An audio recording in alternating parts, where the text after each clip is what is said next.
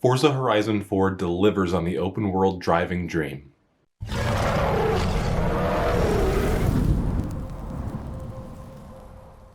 How's it going, everyone? It's Trevor with Shopahs, and I'll be honest with you guys, I wasn't always a driving game guy. I wasn't a car guy, none of that stuff. But playing Forza Horizon 4 with its amazing graphics, realistic driving, and overwhelming amount of content, I flipped. And with Forza Horizon 5 just around the corner, I think it's time to talk about it. Here's my review. Let's first talk about the setting. So Forza Horizon 4 takes place in Britain, and it takes place on an open world stage. The scenery is just unbelievably stunning. There aren't really words to describe it with because it's a marvel wherever you look. From the gorgeous scenery, to the trees, to the rivers and the water effects. I live in America and I've never been to Britain, so it feels extremely immersive, just like I was there on every single corner. One minute you're driving downtown the city and the next you're up in the mountains. It really is up to you. And personally, as this being basically my first car game, car game that I played extensively, I think the open world format is huge. It just provides so much freedom and it's so liberating being able to just go from mission to mission, going from races wherever you want to instead of a more linear progression. You can just go at your own pace. It really is the nature of Forza Horizon 4 because, like I was saying, one minute you're just driving leisurely on the road, the next minute you're trudging through mud in a Jeep. Alright, well, it's hard to get far into this review without talking about the cars. There are over 250 different cars in Forza Horizon 4, which is the most in any Forza game ever.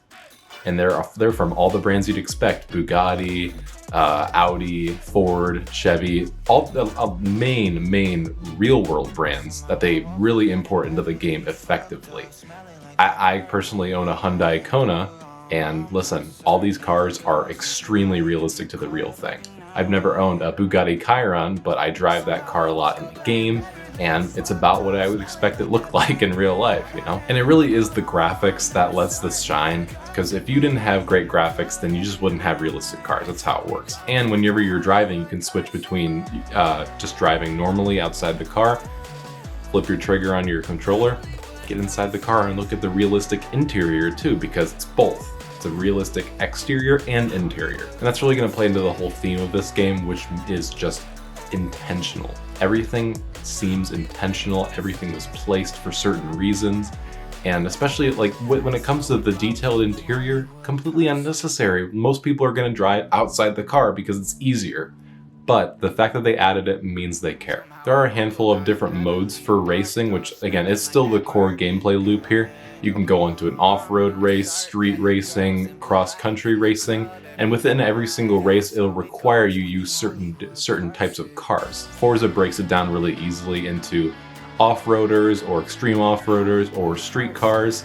And every time you go into an event across the map, it'll specifically require that you're using that type of car, which I think is really cool. So you can't just go into an off-road race with an Audi R8 and just blaze past everyone. But like I said, with this open world, it really opens it up to a lot more than just racing. There are a lot of different attractions around the place. Whether you're going to a danger sign, which requires you to jump a certain distance off of a cliff, or a speed trap, basically just a speed test to see how fast you can go through a certain point, or even like a drift zone where you just have to drift enough to get enough drift points. Each attraction, as I'll call them, has a grading system from 1 to 3 stars, based on how well you do. In a speed trap, the faster you go, the higher stars. Drift zone, this kind of stuff. But it doesn't stop there. The main attraction are these showcases. You can basically be racing against a train, racing against a helicopter, racing against a jet. I don't know how you're keeping up with the jet, but it's there and it's fantastic.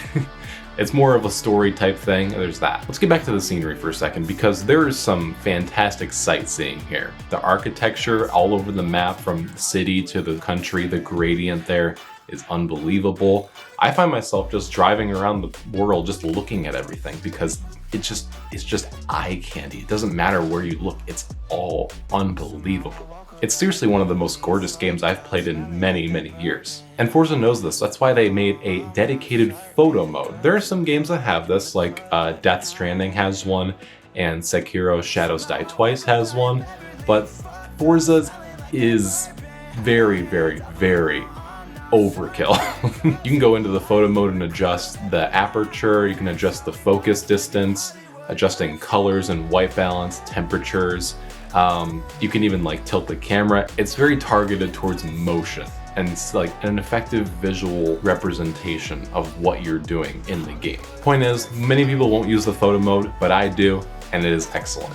It is a very, very good addition here. But honestly, the overall driving experience, because at the end of the day, doesn't that matter most? As someone who isn't a car guy, it kills here. I use a PS5 controller, even though I'm playing on PC, just because I like it a lot. And whenever I'm driving, every car seems to drive differently, right?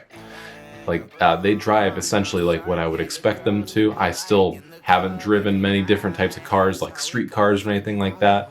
But if you're driving them off-road, it has a very, very realistic give to the dirt, and it will drift around a lot. The cars don't all drive the same, which is very, very important to that realism. It's still not going to be as intensive and as comprehensive as something like F1 or a dedicated driving simulator, but I think it's a perfect balance between the consumer driving experience and the pros. And that's not even talking about the online modes, because they have a lot of good ones. They have the Horizon Super 7, which is basically a 7-tiered challenge system going against other players. They have just straight up online races against other players, which can be really, really fun, depending on, you know, how many people still are playing at what time that you watch this video. They also have the Eliminator, which is basically just a King of the Hill type battle. Playground games, which are basically just different game modes within a certain arena, like zombies or cops and robbers and stuff like that.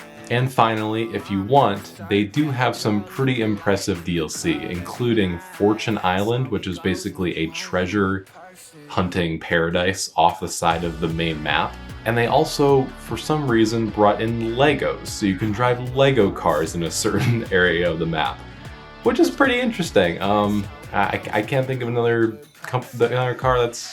game that's kind of done that. It's pretty cool. But overall, Forza Horizon 4 is simply just a triumph of so many good aspects of a car game coming together. From the fantastic graphics to the realistic driving to the gobs and gobs of content you get across the map, even without DLC, it is just a phenomenal deal for $60, and I couldn't recommend it more if there wasn't a new one coming out in a few months here.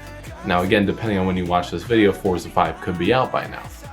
I still think that 4 is going to be a classic, because it was really the first time that an open world Forza game was a huge, huge success. This game sold extremely well, and it's gonna be interesting to see how 5 does. I really hope that it's very successful, because the developers clearly care about an authentic yet whimsical experience, and I still do recommend it even with 5 coming out. That may be an unpopular opinion, but I still highly recommend it with 5 coming out, and maybe it'll be on sale when it comes out. We'll see. Thanks so much for watching. If you haven't already, leave a like and subscribe to the channel for more videos, and head over to Shopahs.com for the best gaming deals. Talk to you next time. Yeah, the girls impolite in the club every night. That's how it goes when you